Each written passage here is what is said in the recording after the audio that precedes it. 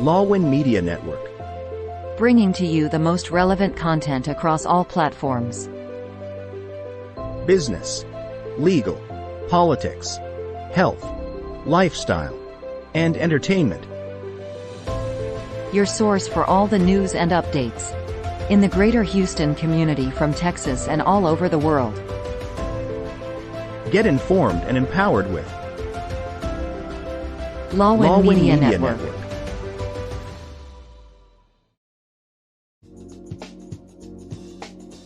The following program is produced by Lawin Media Network. The views and opinions expressed in this program are solely those of the individuals appearing on the show and do not necessarily reflect the views and opinions of Lawin Media Network, its affiliates, sponsors, or partners. The content provided in this program is intended for informational and entertainment purposes only. Lawin Media Network does not guarantee the accuracy, completeness, or timeliness of the information. Question, what's the craziest thing I've done for love? I think tonight we are actually talking about a very, very interesting topic. All right, good evening everyone, MJ here, and welcome to another episode of Be Bold, Why Not? You're watching us live on Facebook, YouTube, and stream.lawin.live. And Christian? Thank you, Ate MJ. If you did miss us live, we are on different podcast platforms, Spotify, Google, Amazon, Pandora, anywhere you get your podcast. And soon, we'll also be in Houston Public TV and these channels, Comcast 17, AT&T 99, Sudden Link 99.99, Phonoscope 96. Wow.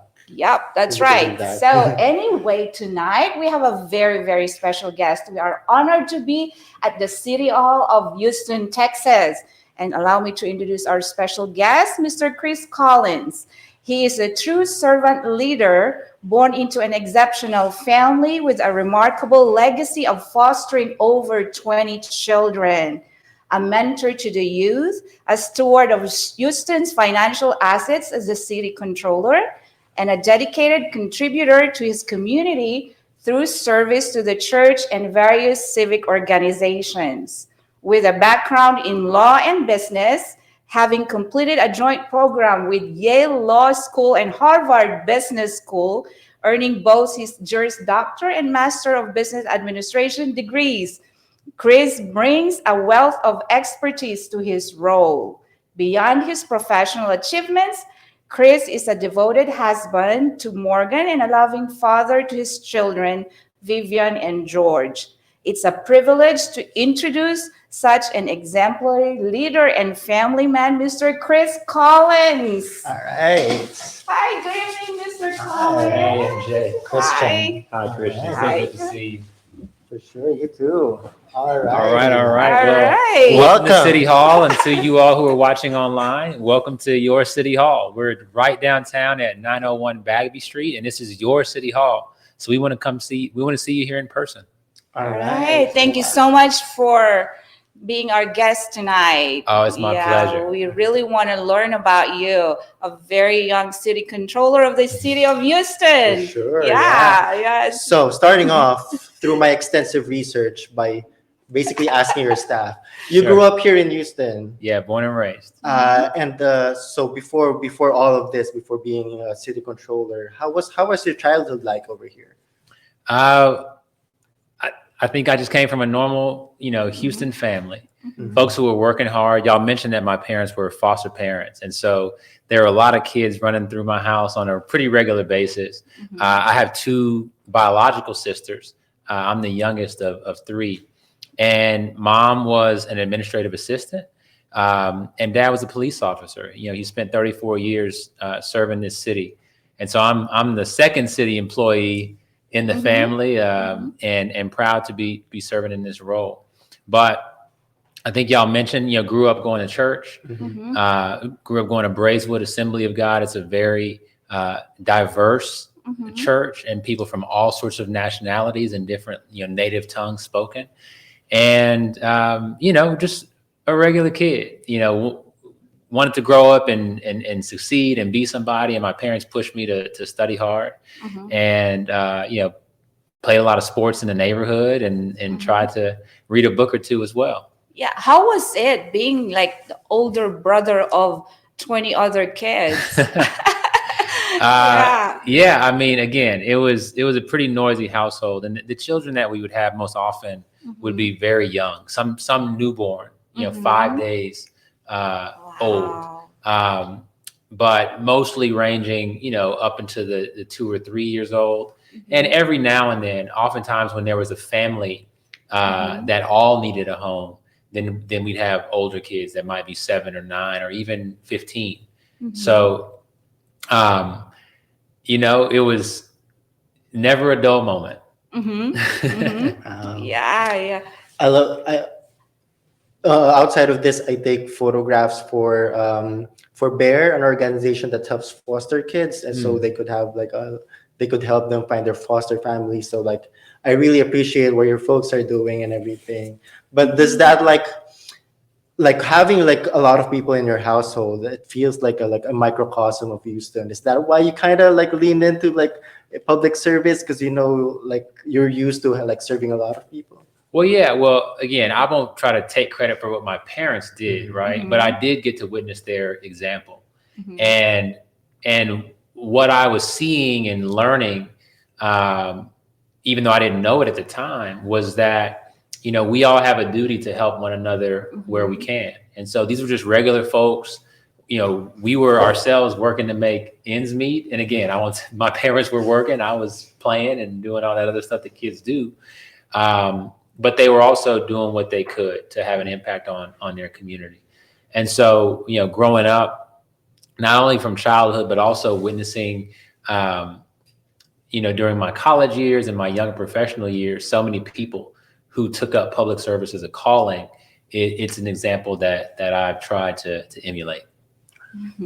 Wow. I mean, that's really impressive because, there's a lot of people there. Poverty is a very, very common in our communities, and having parents like you had really made a difference to a lot of lives of those kids. And you could imagine, having a family that accepted them. And now, do you still have communication with some of those kids that your parents fostered? Absolutely. In fact, our very first foster child, her name was Ashley. And I mentioned to you, we brought her home when she was 5 days old. Wow. And today she's coming up on her 23rd birthday, if I'm not mistaken. But my mom just texted my sisters and me the other day to let us know that Ashley had a baby. Oh. And so my mom was going to go and visit this little girl. And I've seen pictures, and it's so cool to know that, we played some role in making sure that her mom had a home, that she had, an upbringing, people who loved her. And then she was able to return home to her father eventually. And we stayed very close. And, she's been a real light to our lives. Oh, wow. Oh my God. That's, I feel being immigrants here, we're a foster kids of Houston, and then Houston's taking care of us now. So, but Houston is so diverse that really, it's an open city for everybody. And it's state of Texas in general, and especially Houston is the most diverse city in the whole of United States of America, right? No, it's incredibly diverse. And I wouldn't call you a foster kid, but what I would say is that we all take care of one another. My mom's not from here. She's from Washington, D.C., and she came here in her 20s looking for a change and looking for opportunity. And she found a community that welcomed her in. And, people will ask you, were you born here? Were you not? But the answer to your question doesn't matter, right? Yes. You're a Houstonian just the same. And so that's something that I love about this city and about this entire community.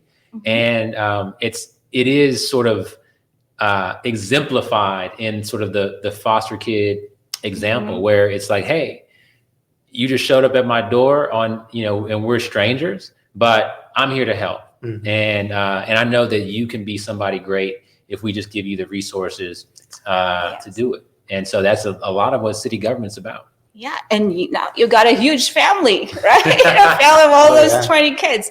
So now I got a family of 2.5 million people. Yes, that is correct. And so your dad was a police officer, right? Mm-hmm. Yeah. So did you because you're a lawyer, but did you in your life growing up want to be a police officer like your dad at some point, or administrative assistant, like any kid? That there were so many different things that I wanted to be. Right, I wanted to be an astronaut. I wanted to be an NBA player. I wanted to be a firefighter and a police officer. And one thing that my dad told me, because neither of my parents went to college, wow. and so the jobs that they worked were jobs that you could get without a college degree, at that time. And they wanted more for their kids. They offered us a strong foundation. They offered that same strong foundation to dozens of other young people, but they wanted us to go to college. And so I remember a conversation when I was younger, and I told my dad, maybe I'll be a police officer. And he said, no, you can be a part of the justice system as a lawyer. Right. Wow. And it's not that, being a police officer is an incredibly honorable thing to do. And you can advance and you can become a chief and you can have a very strong career. And in fact, now that my parents are retired, they're provided for by my dad's pension. Right. And so it's a very rewarding career. But I think, again, because he just wanted his kids to shoot for the stars, he said, no, go to college, and then go get a law degree or go get some other kind of graduate degree and really just reach your full potential. Yeah. And so all of us, myself and both of my sisters, all of us have advanced degrees, even beyond a bachelor's. And both of my sisters today are now educators. So they're helping other young people to reach their potential. And so I'm inspired every day. Before I got into public service, I felt like I was the one in the family who was underachieving, right? I was the one who wasn't, helping others every single day in my career. But now I've joined the ranks. And so that's really cool. It is cool. I'm a parent too. And you're right. Parents dream bigger for their children. Yeah. Right. All right. That was a good first part. We're going to have more. Are we already? Yeah, we are about to go on break. I couldn't believe that went by so quickly. I know, right? Oh my gosh. Anyway, we'll go for a short break and we'll be back.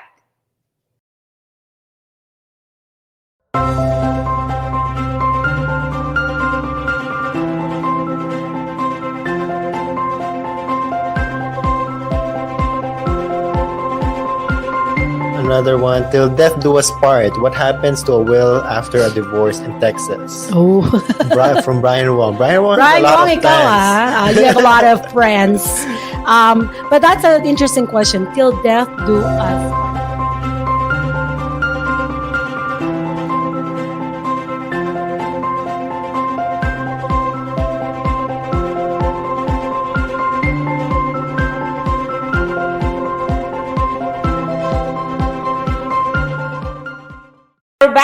That was a quick 15 minutes. Now we want to know more about you. It seems like time is not enough. You have so much to share and you are already inspiring us with your beautiful story. That's the essence of the show. We will feature people that would inspire, motivate, empower our viewers. But more questions, Christian. All right. So before being a city controller, you practiced law. Yep. And were you like full-hearted on that, and like you really wanted to be a lawyer, or you were kind of like think of other careers first? How did that go? Well, I mentioned to you that my dad said you should go to law school, right? And so from the time I went to college, I said I'm gonna do whatever I have to do to get the best grades and go to the best law school and be a lawyer.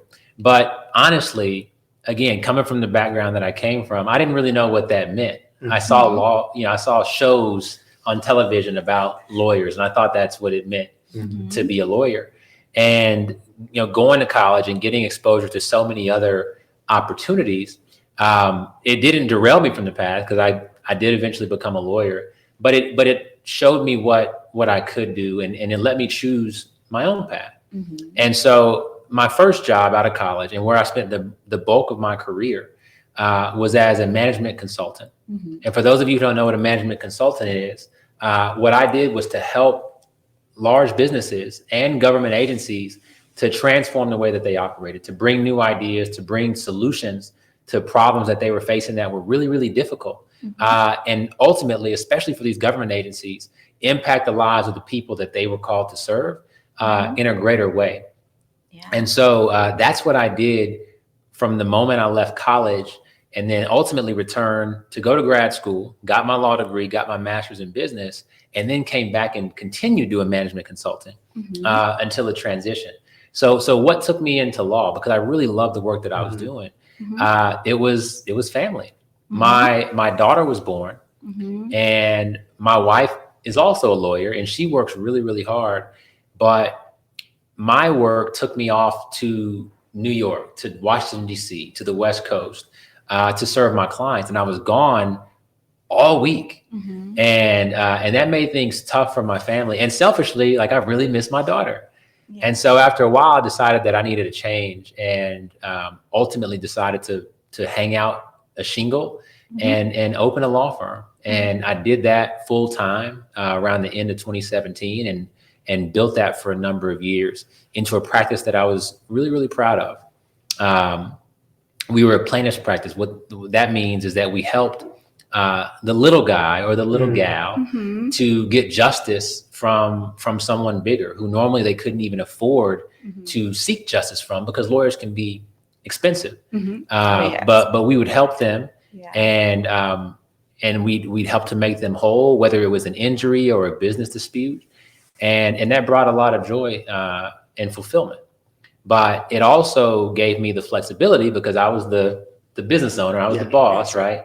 I could spend my time the way that I wanted to. And a lot of that was with family, but it was also getting involved civically on the local level, and ultimately getting involved on the political scene here. And so I was able to do both for some time. And I was starting to get the bug, to potentially run for office, but thought that, again, I have young kids, or I think I had one kid at the time, and I want to be a present father, and I don't want to bring them into all this stuff. And so what I'm going to do is stay working in the private sector, build something for our family, make sure we get them off to college, and then maybe I'll run for office, 15, 20 years from now. But that all changed when the pandemic came. You may remember what we were all going through, right? Yes. We were concerned for our safety. We were concerned for the safety of our families. And then we were concerned economically.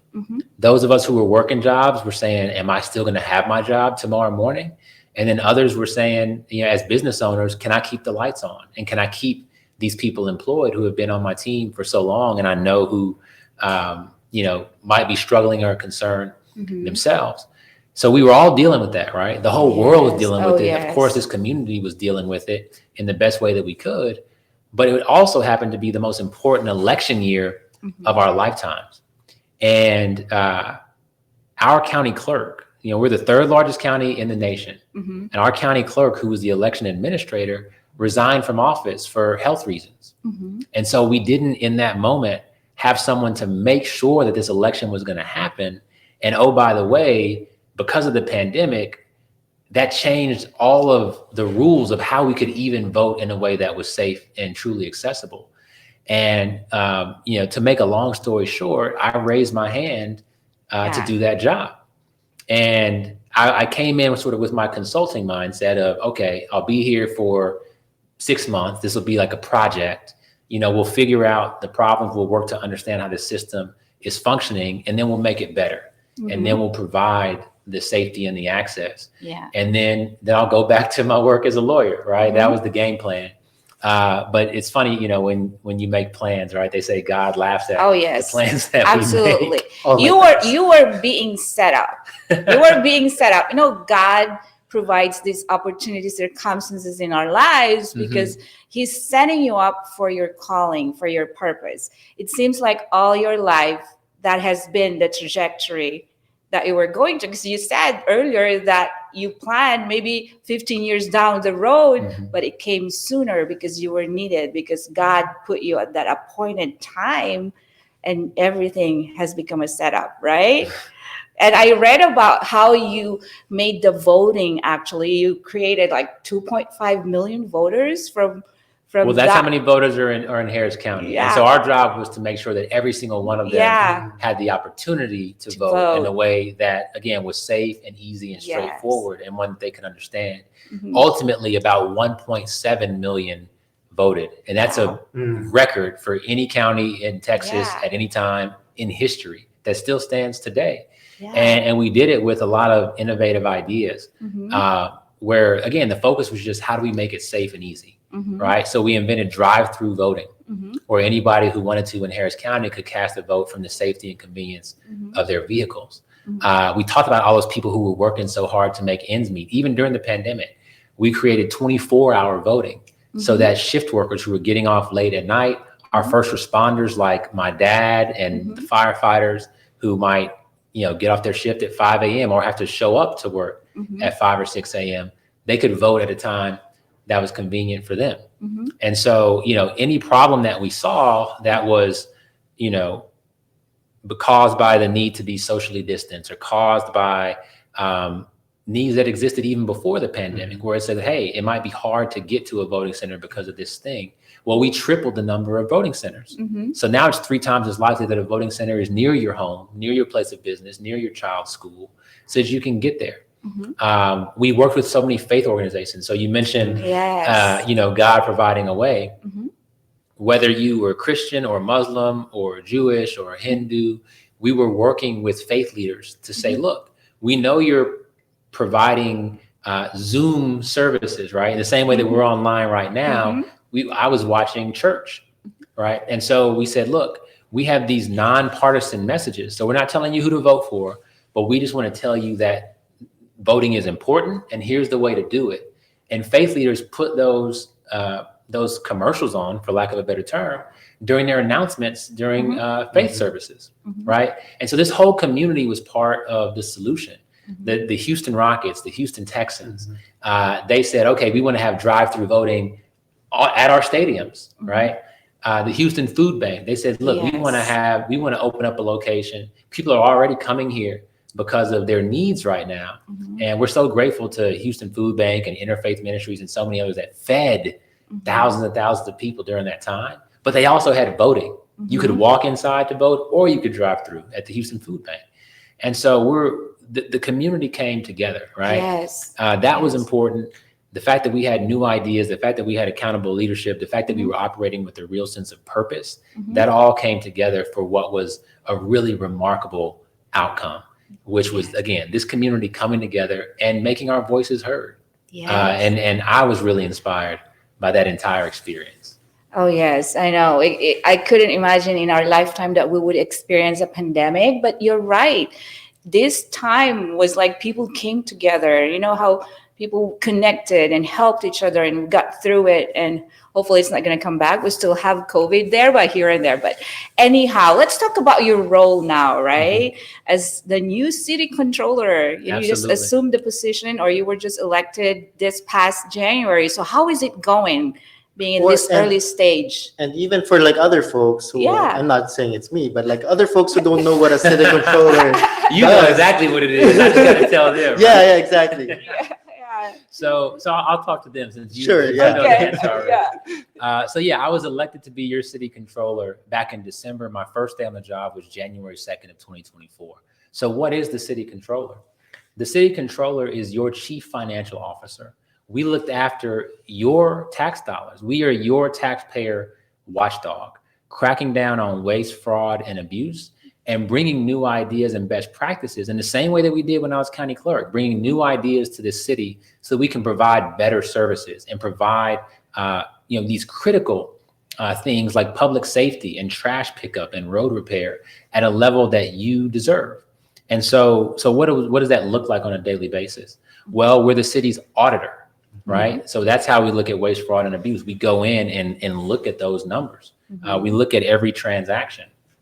We are going to be bringing our performance audit function to a level that will allow us to give department leaders advice on how they can do this in the same way that other world-class cities do. We're also your city's treasurer. And so when you send in that tax money, it's sitting there until we spend it. Well, we don't just sit on it, right? You remember the parable of the talents, right? We invest it and we get a return, right? And so we're very proud of our ability to do that. And we have over $6 billion in investments at any given time. We're working to make sure that those dollars are not just getting us a return, but that we're putting them in community banks here in Houston that are going to then invest in you as a small business owner or someone who needs, a loan to hold you over to build something for yourself and for your family. We also issue debt on behalf of the city. So when you see these major projects, usually that's a result of a bond. And that means we pay the cost of those projects off over a longer period of time because we're going to be benefiting from them for a long period of time. We are the city's, we run the financial operations of the city. So that means every single employee, there's 22,000 employees across the city of Houston. They all get their paychecks from this office with my signature on them. And vendors and contractors who do great work for the city, we make sure that they get paid on time and get paid accurately as well. And then finally, financial reporting. So we have to bring the information about how your tax dollars are being spent and how the operations of the city are functioning to you directly. We have to put that information at your fingertips. We have to share it with you in a language that you understand. And so that's our financial reporting function, which is just telling it like it is, right? And you've already seen us over the past couple of months talk about, major financial issues that are facing our city and the challenges that are ahead. But we owe it to the community to be honest about those challenges and to call for solutions that are going to put us on the right financial footing so that my kids, have a great city that they can grow up in and hopefully raise my grandkids here. Wow. I mean, you have a huge role for and I knew all of that. I know. Thank you. Oh my God, that was really good. I mean, we know so much. I know your time is very precious. You still have to work. Oh, you're still working after this interview? Working. Listen, this is real coffee, y'all. Okay. And it's 7:30. And I came in here for this interview from my office down the hallway. And I'm going to go right back to my office after this interview. So there's a lot happening here. Wow. Any future plans after being the city controller? I got to go back to my office and keep working. Okay. We'll you're being set up. So just be prepared. When God has you in his hands like that, he's got your future already planned out for you. So, and you being a man of faith, I mean, that's really awesome. God bless you. But before we end the segment with you, what are your final words for our viewers? You have a very, very inspiring story. A graduate from the best Ivy League schools, right? Yale and Harvard, and city controller at a young age, handling the city's assets and everything. Wow. And coming from a very, very good family, exceptional family. What are your words of inspiration for our viewers? Well, I'm going to go with information instead of inspiration. Again, my job is to keep you informed about what's going on at the city. And we're entering budget season. The fiscal year for the city ends in June and starts in July of the next year. So we're going into the time when our budget's going to be announced for next year. And in fact, the mayor is going to propose that budget tomorrow. And over the course of the next few weeks, we're going to be not only sharing information with you, but then city council is going to be approving that budget. And so stay tuned. I want you to follow us on social media. Yes. My personal account is CG Hollins. C is in Christopher, G is in George. That's my dad's name and my middle name. CG Hollins. Follow us on all platforms: Twitter, Instagram, Facebook. And then we're going to share this information next week. John, what day is our first town hall? Oh, town hall, 6 o'clock, 6:30. On what day? Monday the 20th. All right. So a week from today, Monday, the 20th at 6 p.m. or 6:30, somewhere around there, we're going to be doing a budget town hall, and it won't be the only one. And so just continue to follow us on social media as we get this information out to you. And again, we're going to put this information about a $6 billion budget in language that you can understand, so you know what's happening with your tax dollars. So I look forward to it. It's the honor and privilege of my lifetime to be in the role as your city controller. And we need to hear from you. So, reach out to us on social media or email me directly at chris.hollins@houstontx.gov. We want to know your priorities and we want to answer your questions. And hopefully today was informative. Yes, All right, absolutely, absolutely. Are we gonna have a photo? Yeah, let's take Yeah, a we're gonna quick have a photo with our with Lawin CEO. Yeah. Yeah, before we take the break. You can either Yeah. sit here or stand. Wherever. Yeah. Come on and All right. wow. Thank you so much. Well, if you stand You know, up, we the can- frame might not. Oh, that's right. That's Yeah, right. yeah, yeah. But let me. You know, we could have all day talking and we'd be like, wow, it's so good. It's so good. And I got it. See? All right, 1, 2.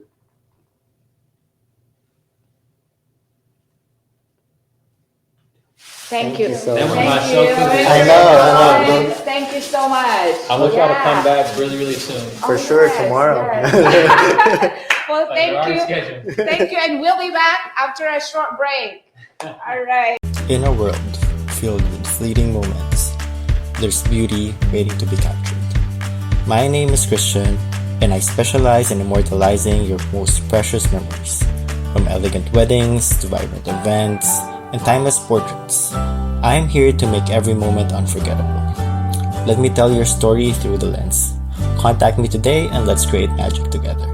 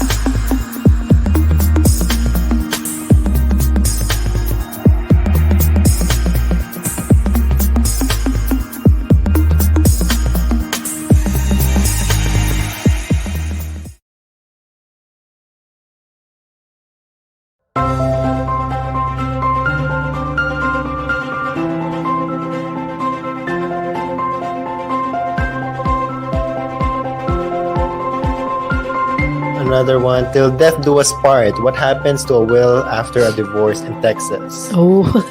From Brian Wong. Brian Wong has Brian a lot Wong, of ikaw fans. you have a lot of friends. But that's an interesting question. Till death do us.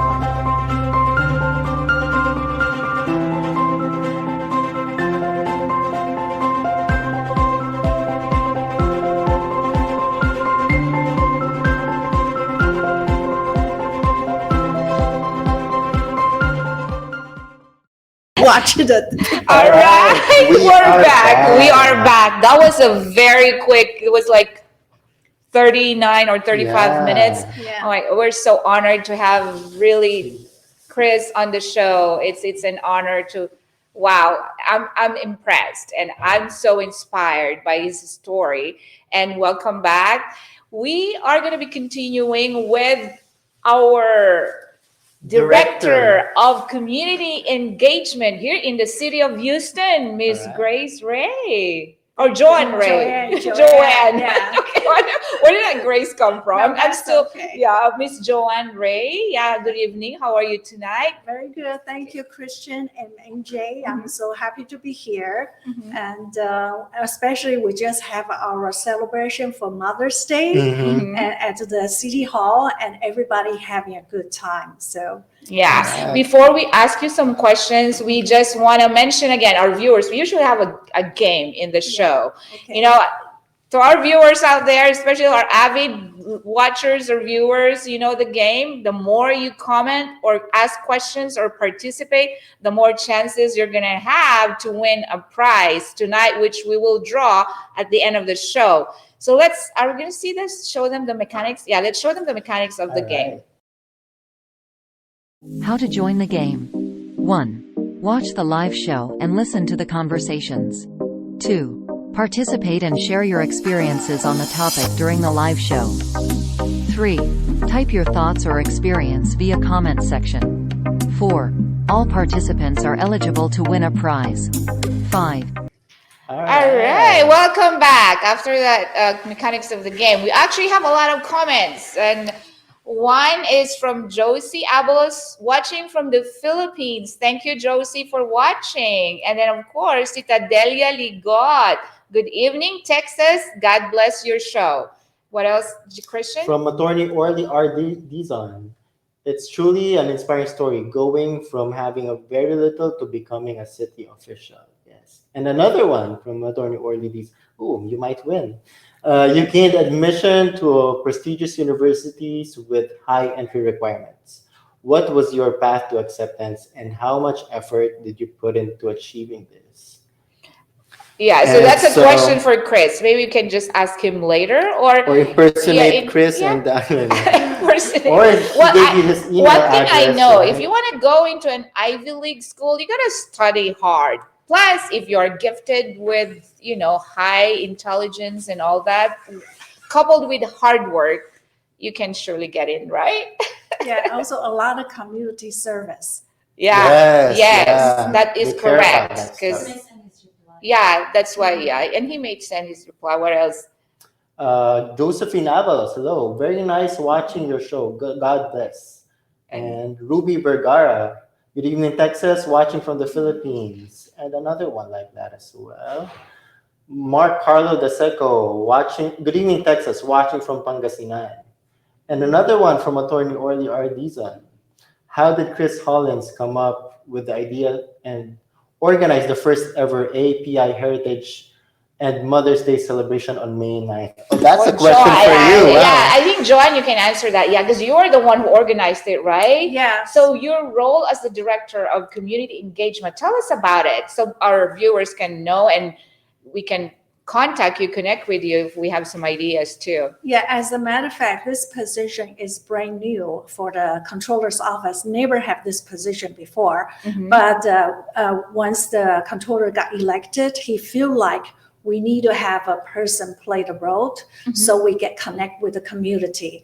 We can deliver the message that they understand what our office is doing. And also we want to hear what they're saying. We want to be able to communicate with them, listen to them, and help them. And so when I walk into this position, and just happened May, the API Heritage Month coming up. So we have a meeting and they were asking, why don't you host some event at our city hall? And then all of a sudden I said, well, the Mother's Day is a big event for Asian community. Everybody celebrating Mother's Day. Why don't we host the Mother's Day? At that time, they don't quite understand, to tell you the truth. So because different culture, I said, this is a really big thing for the Asian. everybody gonna come to celebrate together. At first, they thought it was just a small event. I say, no, this is gonna be international event. Yes. We're gonna bring the old community come here to participate, because from my point of view, the Asian community is always very quiet, and they do their own little things in their own circle. And I think I want to bring them come out, and we want to embrace different culture. We want to show the city hall is very diversity. At the same time, many people in the mainstream, they never really have a chance to reach out to our community or get to know our culture. So I'm going to bring them to here, to the experience our cultural diversity, also all the refreshment. And different foods, right? I tried all of them. Yes, and everybody, I encourage them to wear their traditional costume, because everything's so colorful and so happy event. I want people just come here, relax, because when we talk about the finance, everybody gets so serious. Okay, That's and right. we talk about the city, city of Houston. Everybody think about politics. A lot of contradictions here, conflicts. I say, no, we want to make it a happy event for everybody to come here, just having a good time, to know we can also, Have do fun. have fun. Yeah. Yes, that's right. And actually, there's some pictures Yes. or photos on the screen right now. Look at that. Oh my That's God. And then the Mrs. Universe. Mrs. USA Universe is So actually. for me, she's Mrs. Universe. And she's actually going to be our guest in our final episode for the season. But yeah, I mean, it's so impressive, because the city controller is not only taking care or being a steward of the finances of the city, but you're bringing all the different communities together. And that speaks volume of the leadership of Mr. Chris Collins. Yeah, I want to point out something about our controller. He's really a good listener. When he have a conversation with you, he's really listening, and he's really have a conversation with you. And that's why I want to work with him. And so I think because he's so unique and make me feel like being appreciated. Yeah. Wow. Yeah, he's just very genuine and authentic. Yes. Yes. And it's wow. The city of Houston is gonna go places. I mean, it's gotta with his leadership and all that, and the transparency that he spoke about, reporting to, because he's right. The people need to know. They have the right to know where their tax money is going and all that. And having heard from him himself, the city controller himself, I mean, it's a reassurance for the citizens of Houston that their tax money is being, well taken care of. It's in a really great stewardship under Mr. Chris Collins. So how is it working with him? Because you also telling me earlier that you work together, like from previous role too that you had. Yeah, I was with the Harris County elections since 2019 and 2020. When he walked in, he became my boss, direct boss, for 6 months. At that time, I was in charge of the Chinese community outreach. So I would take that opportunity, and I work with him, taking to the radio station, talk show, TV station, also for the media to interview him. So I get to know him very closely. That I watch him talking. Also, I work with him. I observe him, how he handled the different situation. At that time, I kind of say, oh, I really like this guy.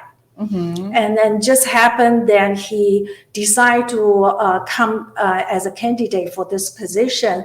And so he asked me, can I help him? I said, absolutely. Wow. Yeah. So I helped him with the campaign. At the same time, I take him to all the news media, have them help them. He interview him. I wrote article about him in Chinese language, printed on the newspaper. And so basically, my role is here is to deliver the message to our Asian community, because we I think in the past always kind of feel like being left out, not disconnected. So my role here is to help connect with all communities. I want to let people know there is a channel here. It's not like untouchable, unreachable. I'm here to help you reach out to our office, and we would like you have a concern of your community economically or any kind of crime situation. You have some concern. We're here to listen to you. We might not be able to help you directly, but we can direct you to the right direction. Maybe we can direct you. He's the person. This is the office. You can reach out to. And I want to mention one important project we're trying to achieve now. We call the CDARS program, which in the past, because our city controller, we managed like $6 billion floating money to pay the paycheck, project, whatever, but we don't have the $6 million on hand all the time. We put it in the bank. In the past, always been put in the mainstream bank, a big bank, okay? But when the controller walking, he say, we want to use resource help our community bank with a medium and a small size bank. And so we come up with this projects. We want to put some of the money in our local bank with the condition they want to use this money to help the local business to get their business loan, give them a better interest rate. So that way, it's a win-win situation. Yes, absolutely. Because you're helping the banks, and the banks are going to help those small business owners. Wow. I mean, that is amazing. Because, if you grow the small businesses, I mean, it's going to bring progress to the city. Yeah. Right? And there's maybe beauty shop, he's short of $300,000 to renovate his shop, and he can go to the local bank. Yes. And because it's so hard to get loans with the giant banks, right? Yeah, they don't monopolize really, the industry, and the smaller banks are not given that opportunity. Plus, the local bank, they can speak your language. Yes, and they understand your culture, so you feel very comfortable to walk into your local bank. So we want to build that relationship. We want to build from the small community, expand, bigger, and the small community we want to stimulate economics. Because actually, and they did a study, the local businessmen, the business are the one really create jobs for our community. So definitely we need to work together. That's right. That's right. Wow. So are we having we're at 7:51. Wow, can you believe that? We have a lot of comments from Ruby Vergara. So inspiring. Continue to spread good vibes. God bless your show. From Josephine Avalos. Very nice episode. God bless. Again, for Mark Carlo De Seco, Happy Mother's Day. Happy Mother's Day. From Jojo Canaria. Good evening, Texas. Every episode is a must watch. Wow, thank you so much. From Jewel Bakani. We are lucky to have Joanne Ray working in the office of the city controller. She represents the whole Asian community in Houston. It's a lot. Josephine Abalos. Abalos family watching you. God bless you all. Wow. Thank you. Yes, Joanne, and thank you for representing the Asian community. We are sure we are going to be seen. We're going to be heard. We're going to be participants, active participants of the city of Houston, and we can connect with you. So how do we contact you or anything?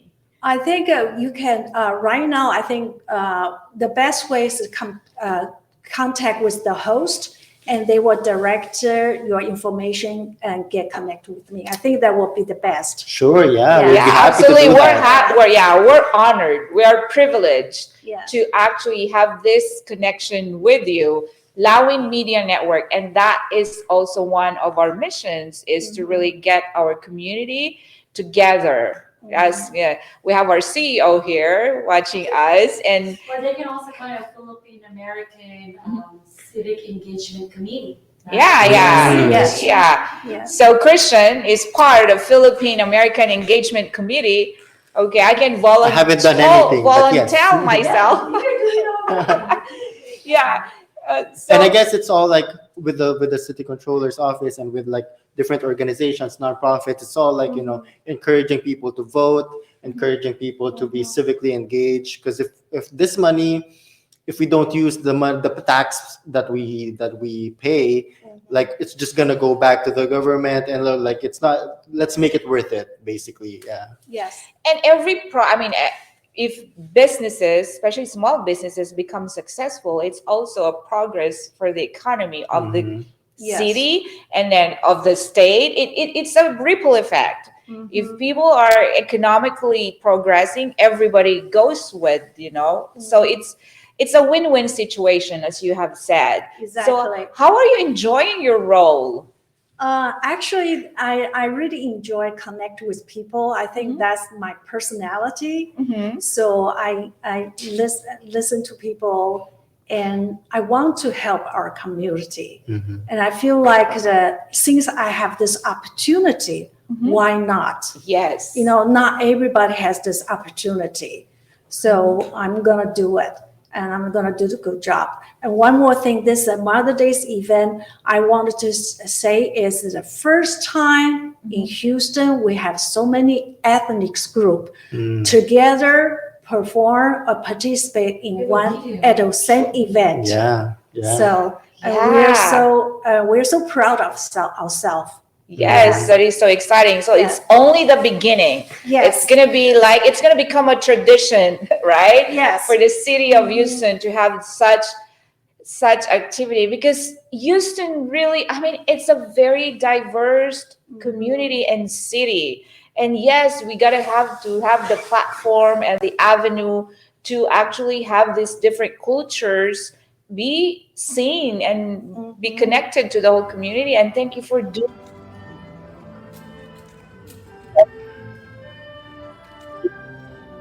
Mother's Day is important to Asians. It just shows how we're all like scared of our moms, and but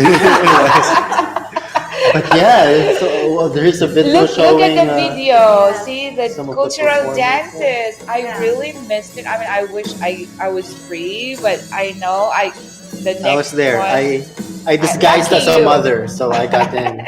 Well, lucky you, Christian. I would have loved to attend that, but I work. But anyhow, well, we're looking forward to more of this, right? Absolutely. We want to work with the community and give us some inspire some, give us some new idea.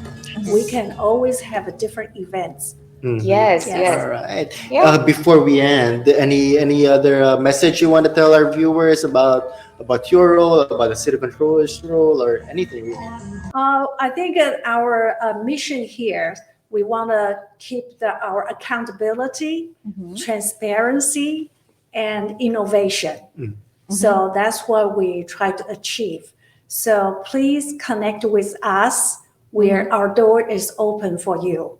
Wow, that's amazing.